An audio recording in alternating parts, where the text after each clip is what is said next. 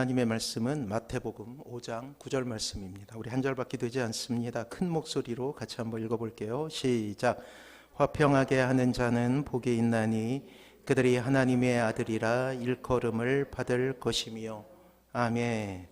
자, 옆에 분하고 인사합니다. 사랑하고 축복합니다. 그래요. 사랑하고 축복합니다. 지구촌교회 이동훈 목사님이 성경 공부를 하며 있었던 일이라고 해요. 어떤 장로님이 이렇게 고백합니다. 목사님, 제 왼손에 손가락 한번 보시겠어요? 어느 날 제가 성경 공부 모임을 인도하는 중에 한 장로님이 저에게 물었습니다. 그러고 보니 장로님의 왼손가락 중에 손가락 하나가 없었습니다. 그래서 어떻게 된 일인지 사연을 물어보니 장로님의 기막힌 사연은 이러했습니다. 장로님이 이렇게 이야기했지요. 저는 예전에 도박을 밥 먹듯이 즐겼습니다. 도박을 끊기 위해 별별 노력을 다해 보았지만 한 번도 성공하지 못했어요. 예수님을 믿고도 도박을 계속했죠. 그날도 밤새도록 도박판을 벌이다가 새벽녘에 집으로 돌아왔는데 아내가 울고 있더군요. 그 순간 제 모습이 너무나 비참하다는 생각이 들었어요. 그래서 아내가 보는 앞에서 도박을 하지 않겠다고 다짐하면서 부엌에 있는 칼을 들어 손가락 하나를 잘랐습니다. 그래서 왼손에 손가락 하나가 없게 된 것이죠. 성경 공부에 참석한 모든 사람들이 놀라서 쳐다보자 장로님은 내밀었던 잘린 손가락을 감추며 계속 이렇게 이야기합니다. 그런데 작심삼일이란 속담이 맞더군요. 사흘이 지나자 다시 도박을 하고 싶은 마음이 꿈틀거리더니 저로 하여금 다시금 도박장으로 떠밀더라고요. 결국 아내 앞에서 한 나의 다짐들은 한순간 물거품이 되고 말았습니다. 몇 분이 지났을까요? 마지막으로 그 장로님은 이렇게 고백합니다. 그런데 이상한 일입니다. 제가 성경 공부를 시작하고 예수님의 사랑을 체험한 후에는 손가락이 잘려가는 아픔도 별 수 없었던 나의 도박 인생이 달라졌습니다. 완전히 도박으로부터 벗어난 것이죠. 그래요. 자, 성경의 역사 가운데서도 이렇게 자신의 모든 것을 걸고 도박을 했던 한 인물이 있어요. 자신뿐만 아니라 자신의 후손의 운명을 걸고 벌인 희대의 도박이었죠. 그렇게 스스로 시작한 도박의 대가는 참으로 혹독했습니다. 행복했던 삶을 스스로 발로 차버리고 가혹한 삶의 저주 가운데 살아야만 했던 것이었죠. 이제 그 남자에게 풍요로움을 주었던 땅은 경작하지 않으면 엉겅퀴와 가시를 내었고 평생 수고하지 않으면 소출을 얻지 못하는 가혹한 시간을 보내야만 했어요. 여자에게 해산의 기쁨은 이제 극한의 고통을 겪지 않고는 이룰 수 없는 것이 되어버렸습니다. 그리고 여자는 이후에 남자의 다스림을 받아야만 했어요. 이 다스림은 지배였고 핍박이었으며 압제였습니다. 그렇습니다. 이 아픈 역사의 시작에 아담이라는 사람의 무모한 도박이 있었던 거예요. 스스로 하나님이 되고자 했으니 우리는 그것을 원죄라고 부르게 됩니다. 그리고 참으로 아름답고 행복을 주었던 그 낙원인 에덴에서 쫓겨나게 된 것이죠. 그리고 아버지가 되어주셨던 하나님은 그들에게 영원히 두려운 분이 되어버렸어요. 그렇습니다. 저주는 이렇게 시작된 계임의 끝이었어요. 스스로 하나님의 자리를 차지하려 하였던 처음 사람, 그렇습니다. 그의 이름은 아담이었죠. 물론 이러한 죄의 결과는 아담에게만 죄가 아니라 역사 속에 반복되어서 수많은 사람들에게, 아니 아담의 허리에서 나온 모든 자손들에게 저주가 되게 됩니다. 사랑하는 성도 여러분, 우리가 하나님을 알기 전 이렇게 우리는 하나님을 잃어버린 대가로서의 저주가 가득한 인생을 살았어요. 원죄의 대가는 참으로 가공할 만합니다. 더욱 무서운 것은 우리가 주님을 알기 전 우리는 이러한 저주 가운데 있었음에도 불구하고 내가 왜 불행한지 알지 못한 채로 살아온 인생이라는 거예요.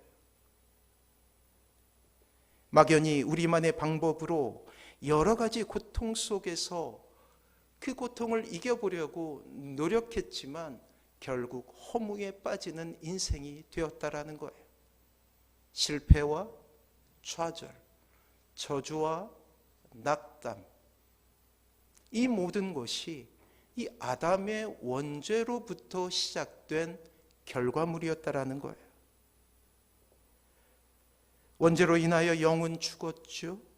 살 소망을 잃어버렸으며 저주의 그늘 아래서 고통할 수밖에 없었던 것이 하나님을 잃어버린 자의 결국이었다라는 거예요.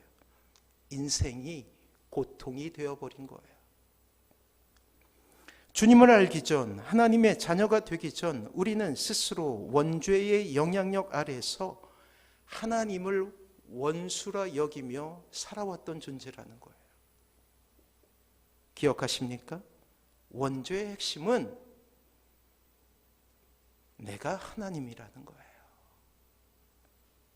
피조물인 인간이 하나님의 자리를 차지하고 하나님 없이도 살 수 있다라는 배은망덕한 인생을 선택한 거예요. 조선시대나 이 역사 속에 반역이 있었죠. 반역이 일어나게 되면 삼족을 멸하는 엄청난 형벌 가운데 거하게 됩니다. 싹을 잘라버리는 거예요. 그렇게 혹독하게 멸문지화를 해버리는 거예요.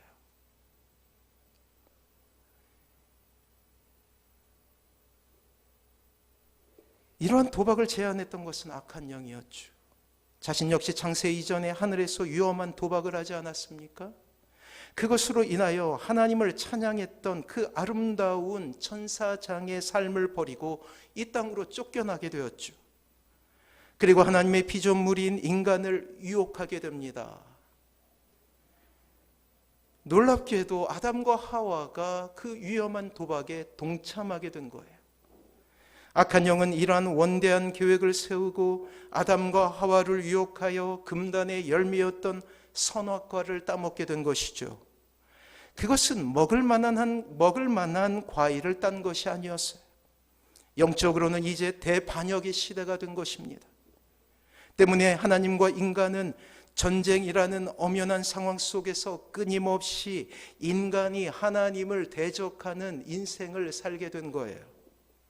폐륜의 역사요, 반역의 역사였음을 부인할 수가 없다라는 것이죠. 그 모든 것이 선악과를 대면한 처음 사람인 아담이 사단의 유혹으로부터 얻게 된 결론이었다라는 거예요. 한번 볼까요? 창세기 3장 5절. 성경에 많은 중요한 구절이 있지만 이 구절은 굉장히 우리에게 중요한 구절입니다. 끊임없이 여러분들에게 반복될 거예요. 특별히 성경 공부를 할 때마다 여러분들이 이 구절을 보며 내가 어떤 존재인지 깨닫게 될 거예요. 창세기 3장 5절 주보에 있습니다. 같이 한번 읽어볼게요. 같이 읽습니다. 시작.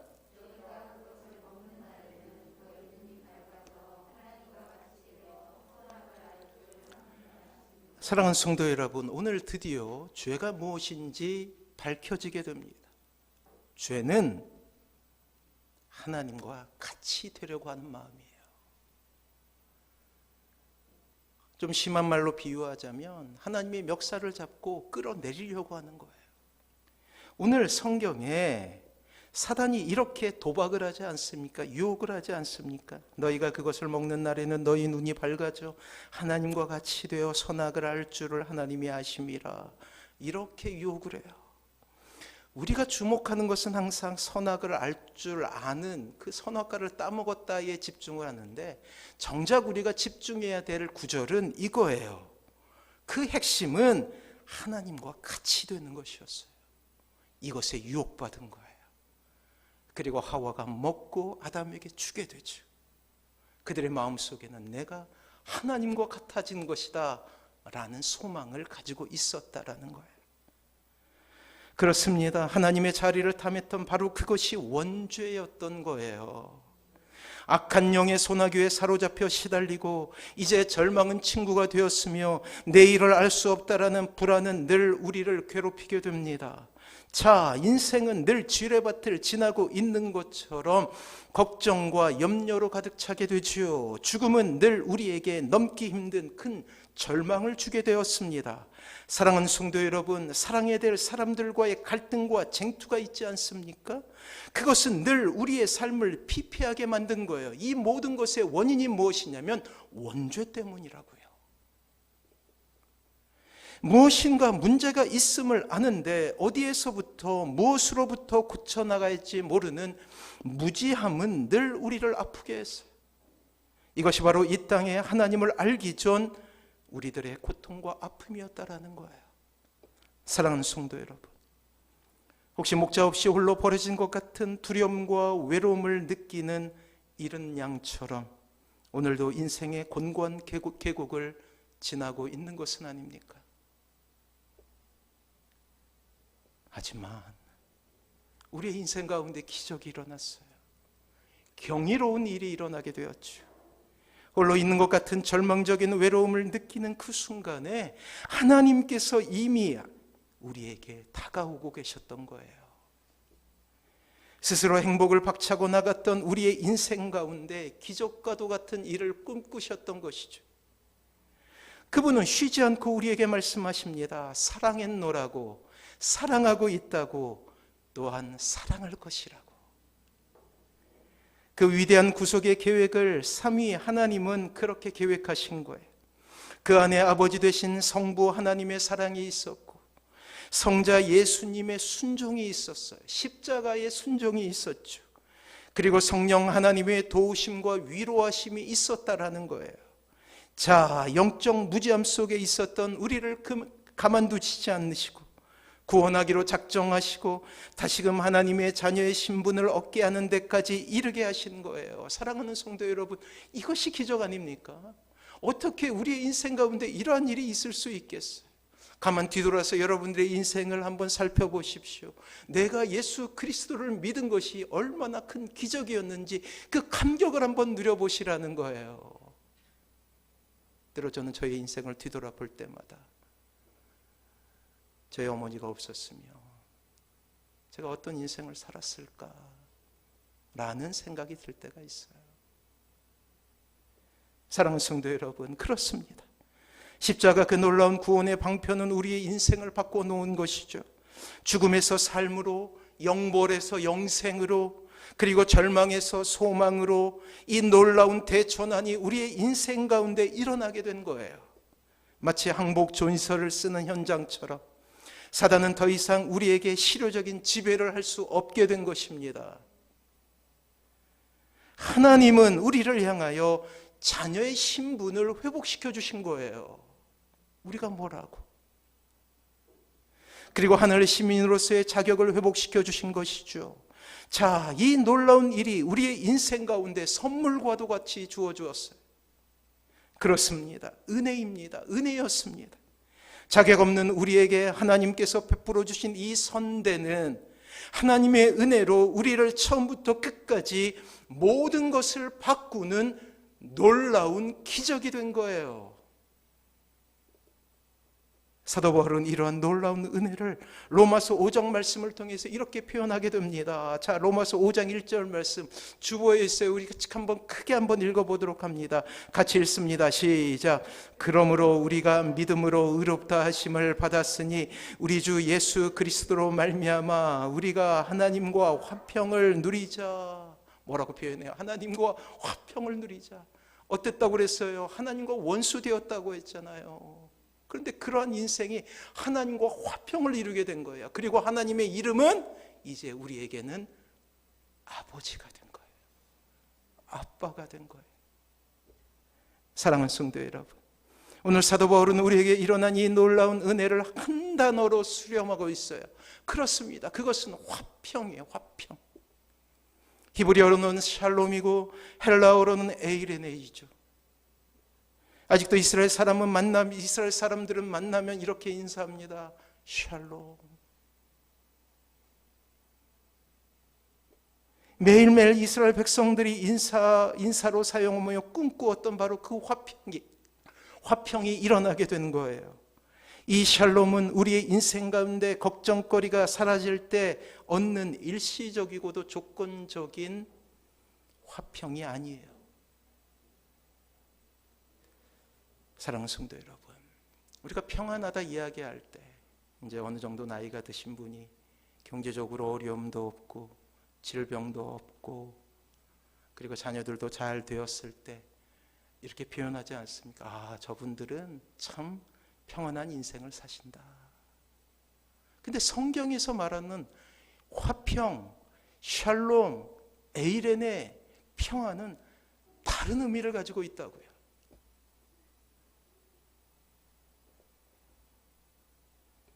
하나님과의 관계가 끊어진 관계가 회복되었을 때에 비록 여전히 우리의 인생 가운데 어려움이 있어요. 질병이 있어요. 고통이 있어요. 고독이 있어요. 아픔이 있어요. 하지만 하나님과의 관계가 회복되자 우리의 마음속에 평안이라는 정서가 나타나게 되는 거예요. 여전히 돌아보면 어려움들이 있지요. 하지만 하나님과의 관계 때문에 우리의 마음 가운데 놀라운 기쁨이, 행복이 솟아나게 되는 거예요. 이것이 평안이라는 거예요. 여전히 우리를 괴롭히는 10가지 불행의 원인이 이 한 가지의 화평의 이유를 넘볼 수가 없다라는 거예요. 이것이 신자가 말하는 화평의 비밀이라는 거예요. 고통과 절망 가운데서도 신자가 웃을 수 있는 이유는 바로 하나님과의 관계 회복에서 오는 신비한 평화라는 것이죠.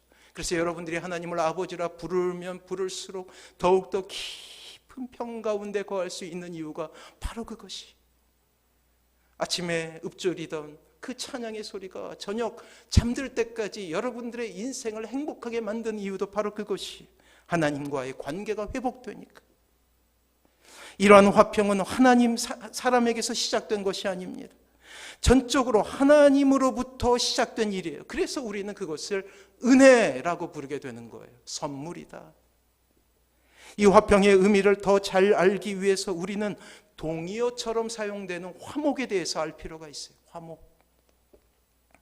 화목, 그 원래의 뜻은 덮어주다라는 거예요. 잘못을 하잖아요. 덮어준다라는 거예요. 그러면 두 관계가 화평하게 되는 거예요. 사랑하는 성도 여러분, 우리의 인생 가운데 이 놀라운 일이 일어나게 된 거예요. 원죄로 하나님을 원수라고 여겼던 우리의 죄를 하나님이 덮어주신 거예요. 우리의 허물을 덮어주신 거예요. 그리고 죄 없다라고 선언하신 거예요.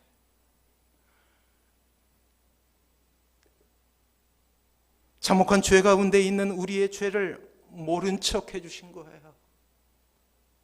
죄로 인하여 구속에서 벌벌 떨며 그 심판의 때를 두려워하는 우리에게 갑자기 먼저 눈물을 쏟으시며 안으시고 용서하마라고 말씀해 주신 거예요.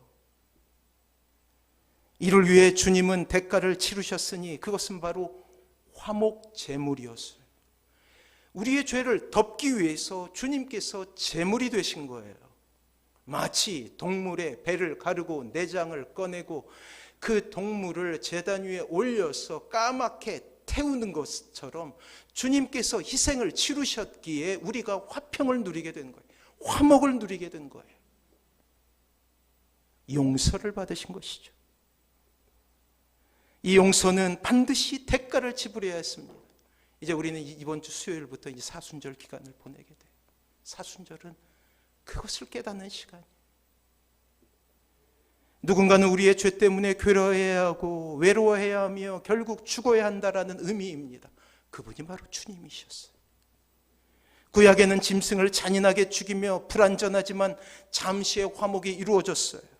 이제 주님께서 오셔서 단번에 완전한 화목을 위해 하나님이신 주님이 죄가 없으심에도 불구하고 죽으셨다라는 거예요.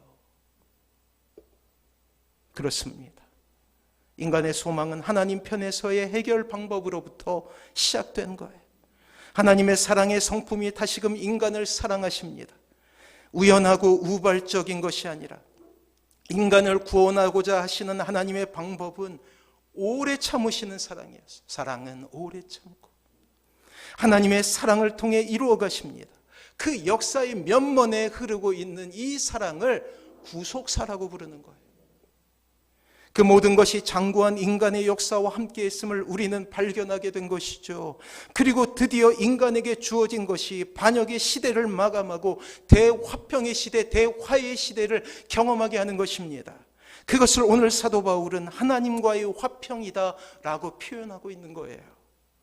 우리의 편에서의 평화가 아니라 하나님께서 자신을 낮추시고 스스로 인간이 되신 성육신과 그리고 스스로 하나님의 진노를 부시는 십자가의 희생을 통해서 여러분들에게 주시는 선물과도 같은 평화라는 거예요. 스스로 하나님의 진노를 부시는 십자가의 희생을 통해 우리에게 주어진 선물과도 같은 평화라는 거예요. 하나님과의 화평은 우리의 인생을 송두리째 바꾸어 놓는 결과를 맞이하게 합니다. 그래요. 여전히 어려움이 있죠. 여전히 질병이 있죠. 여전히 실패가 있죠. 여전히 좌절이 있죠.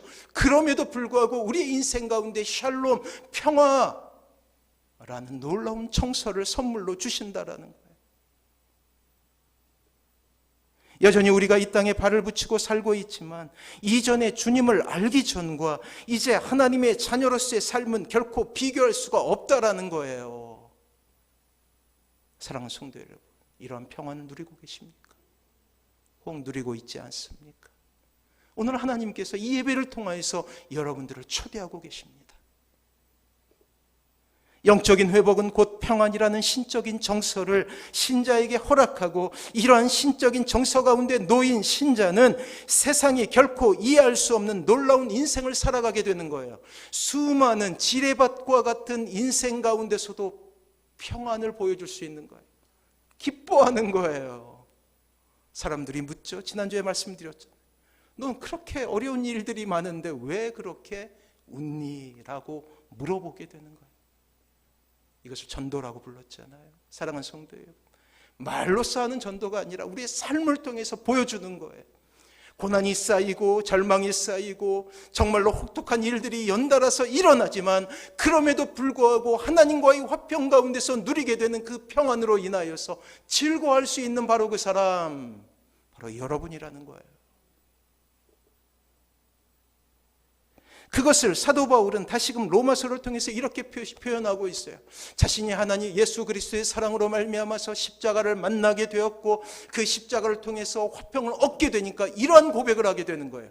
바로 우리의 고백이자 여러분들의 고백이에요. 로마서 5장 3절과 4절, 이러한 고백을 담대하게 할 수 있어야 되는 거예요. 같이 한번 읽어볼까요? 시작.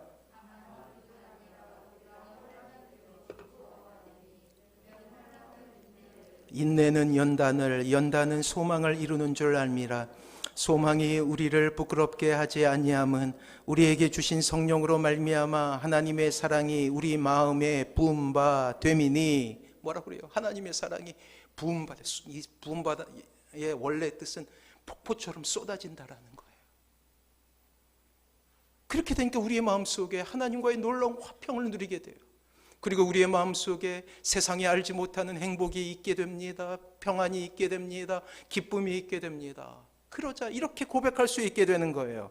다만 이뿐 아니라 우리가 환난 중에도 즐거워하나니. 이게 평안이에요. 이게 평안의 비밀인 거예요. 환난 중에도 즐거워하나니. 사랑하는 성도 여러분, 아까 그 장로님 있잖아요. 손가락 잘라도 도박에 대한 마음을 버릴 수가 없어요. 교회 다니고 있었어요. 평안하지 못했어요. 욕구와 욕망으로 가득 찼죠. 근데 그가 성경 공부를 통해서 진짜 하나님을 만나게 되니까 평안이 생긴 거예요. 손을 잘라도, 손가락을 잘라도 끊을 수 없었던 그 도박을 하나님과 만나게 되자, 하나님과의 평안을 이루게 되자, 화평을 이루게 되자 단숨에 끊을 수가 있게 된 거예요. 사랑하는 성도 여러분, 하나님은 화평케 된 하나님의 자녀들의 마음에 사랑이라는 놀라운 은혜를 부어주십니다. 이렇게 회복된 관계는 삶에 있어서 구체적인 변화를 주게 되죠. 우리의 신앙의 선배들이 보였던 놀라운 삶, 간증의 삶은 바로 그렇게 시작된 거예요. 현실은 참혹해요, 냉혹해요, 절망이지만 신자의 마음은 하나님께서 주신 놀라운 희락의 영으로 가득 차 고통의 시간을 보내면서도 기뻐할 수 있게 된 거예요. 여기서 말하는 희락이란 것은 은사로 주어지는 기쁨이에요. 세상이 알지 못하는 기쁨이에요. 조건 때문에 기뻐하는 것이 아니라는 거예요. 그저 하나님을 만나게 되자 우리의 인생 가운데 참된 기쁨이 일어나게 된 거예요. 그 고통이 신자를 무너뜨리지 못하고 절망의 시간을 보내고 있으나 그 내면에는 놀라운 평안이 샘솟듯 일어나게 되는 것이죠. 세상적인 단어로는 설명할 수 없는 일이 일어나게 됩니다. 그리고 웃게 되는 거예요. 당당해지는 거예요, 세상 가운데. 그렇게 신자는 환난 중에서도 즐거워하는 이 놀라운 영적인 능력을 소유하게 되는 것입니다. 자, 여기서 우리는 아주 중요한 진리 하나를 얻게 돼요. 이 땅을 살아가는 신자가 세상에서 고난과 눈물이라는 상황을 맞이하여 고통 속에 절망하게 되는 것은 뒤집어 보자라는 거예요. 왜 우리가 이 땅에서 고통하고 때로는 넘어지고 좌절하고 슬퍼하고 고독하고 왜 그럽니까? 예수님을 믿고 있다고 이야기하며 교회에 출석하지만 왜 이런 일이 일어나는 거예요? 그것은 이 땅에서 당하게 되는 고난의 상황이 우리를 힘들게 하는 것이 아니라 우리 안에 진정한 하나님과의 회복이 없기 때문이라는 거예요. 화평의 부재 때문이라는 거예요. 사랑하는 성도 여러분, 주님께서 이 아침에 여러분들을 초대하십니다. 거대한 샬롬 가운데 여러분들을 초대하시는 거예요. 하나님의 아버지신데 여러분들이 눈물 흘리는 거, 좌절하는 거 얼마나 아프시겠어요. 그래서 끊임없이 여러분들을 초대하세요. 아침에 일어날 때마다 여러분들을 초대하시죠. 저녁에 잠들 때마다 여러분들을 초대하시오. 나의 거대한 이 사랑 가운데로 들어와라. 사랑하는 성도 여러분, 우리 안에 이러한 평안이 임하기를 원합니다. 이것은 특별한 영적 능력이 아니에요. 이미 화평을 경험한 이 땅의 신자에게 주시는 하나님의 선물이에요. 그래서 모든 사람들에게 주어지는 은혜라는 거예요. 특별한 사람에게 주는 것이 아니에요. 우리의 문제는 우리가 당하게 되는 여러 가지 고난이 얼마나 큰가의 문제가 아닙니다. 과연 그 고난의 시간에 우리가 하나님과의 화평 속에 얼마나 평안을 누리고 있느냐에 달려있는 것이죠. 그리고 그 평안은 우리가 하나님을 의존할 때 나오는 정서예요. 하나님을 의존하는 것. 늘 말씀드리지만 전쟁의 참화 가운데 어린아이가 있어요. 젖먹이 어린아이죠. 엄마가 이 어린아이를 안고 있어요. 놀랍게도 세상이 참혹한 전쟁 가운데서 불안을 느끼고 두려움을 느끼는데 엄마의 품속에 있는 이 아이만은 평안을 누리고 웃고 있잖아요. 왜요? 엄마가 있기 때문이에요. 사랑하는 성도 여러분, 그래서 우리가 첫 번째로 간구해야 될 것은 하나님과의 회복이라는 것. 하나님께 간구하십시오. 하나님께 메어 달리십시오. 전적인 의존으로 우리의 마음을 하나님께 드릴 때 하나님께서 오늘 놀라운 평안을 여러분들의 인생 가운데 주실 거예요. 이 은혜 가운데 거하시는 사랑하는 모든 성도님들 되시길 바랍니다. 우리 안에 있는 행복이란 것이 얼마나 연약한지 우리가 거의 40번에 걸쳐서 설교를 들으며 알았잖아요. 누군가의 말 하나로 우리의 행복이 얼마나 쉽게 깨지는지. 하지만 우리가 평안을 경험할 때 그 어떤 누구도 우리의 평안과 행복을 깰 수 없다라는 거예요. 사망의 음침한 계곡에서 여러분들 절망케 하는 수많은 요인들에 주목하는 대신 그 모든 환경을 통하여 여러분의 신앙에 대하여 말씀하시는 하나님의 음성에 귀를 기울이시기 바랍니다. 두려움으로부터 벗어나기보다는 하나님의 인도하심을 통해 그 두려움을 희망으로 바꾸고 위기를 기회로 바꾸는 믿음의 지혜를 배워야 된다는 거예요. 그래서 주일마다 이 목사, 연약한 목사가 여러분들에게 설교를 하는 이유는 바로 이것 때문이에요. 세상에 나가면 좋은 말을 하는 수많은 멘토들이 있어요. 그냥 좋은 말 들으시려면 세상 속에 나가서 멘토들을 찾아가십시오. 하지만 우리는 다르잖아요. 우리는 하나님의 말씀을 통해서 하나님의 평안을 누리려고 오는 사람들이라는 거예요. 하나님께서는 이 시간에도 우리가 신앙이라는 미명 아래 사망의 음침한 골짜기와 같은 절망적인 인생의 상황 속에서 단지 참고 견디는 것을 원치 않아요. 사랑하는 성도 여러분, 고난 가운데 참고 견디는 것, 그렇잖아요. 자녀들이 어려움에 처하게 되었을 때 우리가 경험하게 되지 않습니까? 자녀들이 참고 견디는 것이 즐겁던가요? 아니에요. 안 즐거워요. 마찬가지로 우리가 참고 고난 가운데서 견디는 것을 하나님께서는 원하지 않으셔요. 우리가 행복한 걸 원하신다고요. 아버지잖아요. 아빠 되시잖아요. 그 참고 견디게 해달라고 하는 것이 아니라 우리가 기도할 때 하나님과의 평안을 누리게 해달라고 기도해야 된다는 거예요.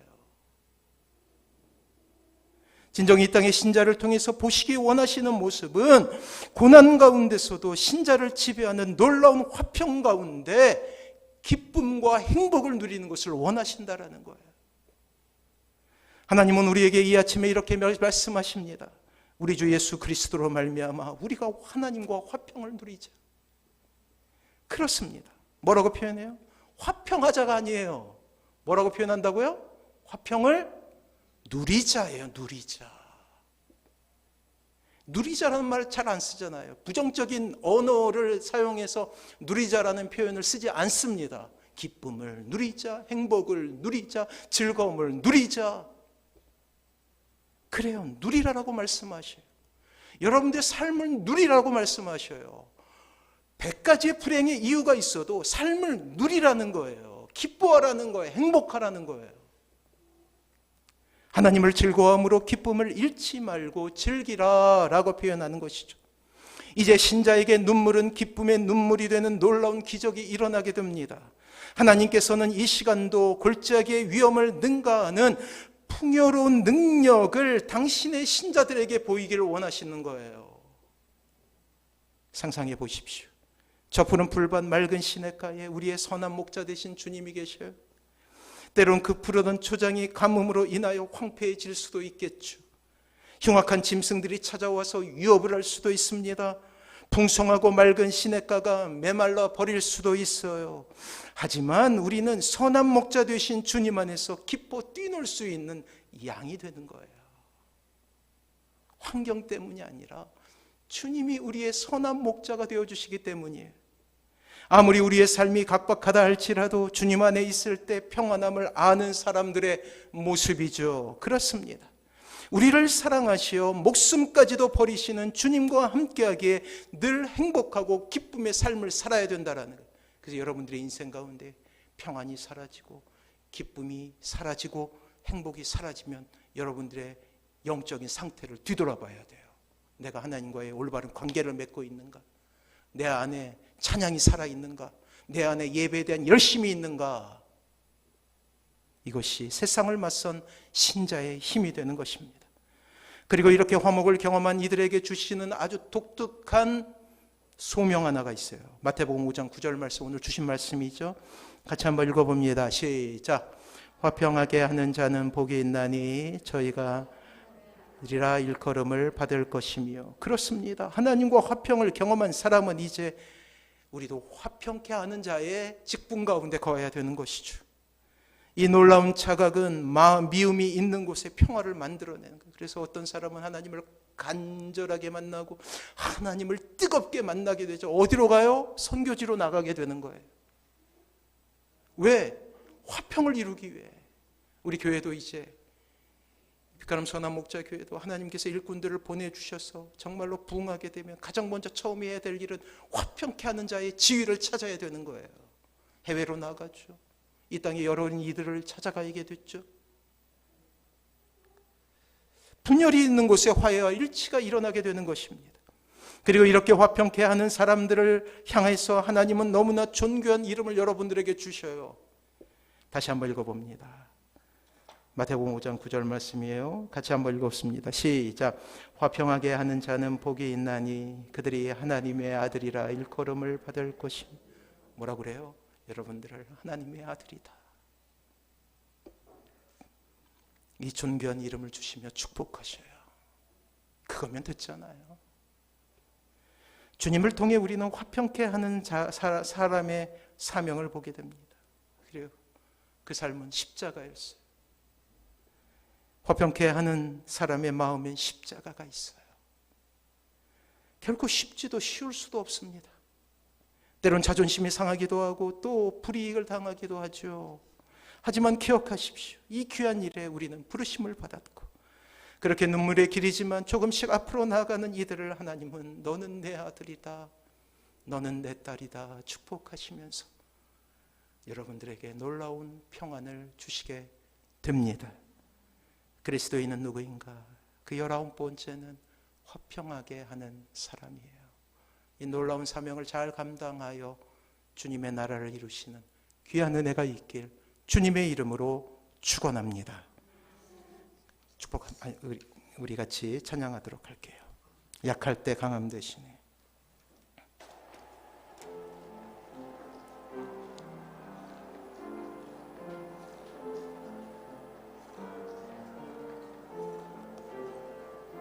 약할 때 강함 되시네. 약할 때 강함 되시네. 나의 보배가 되신 주 나의 모든 것. 주 안에 있는 보물을 나는 포기할 수 없네. 주 나의 모든. 우리 주님의 이름을 부릅니다. 예수 어린 양 존귀한 이름 예수 어린 양 존귀한 이름. 십자가 죄사하셨네. 십자가 죄사하셨네. 주님의 이름 찬양해. 주 나의 모든 것. 쓰러진 나를 세우고 나의 빈 잔을 채우네. 주 나의 우리 손을 들어서 주님의 이름을 고백합니다. 예수 어린 양 존귀한 이름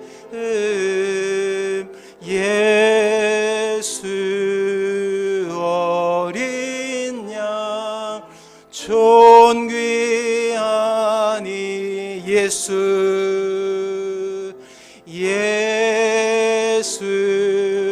어린 양 존귀한 이름 예수 어린 양 존귀한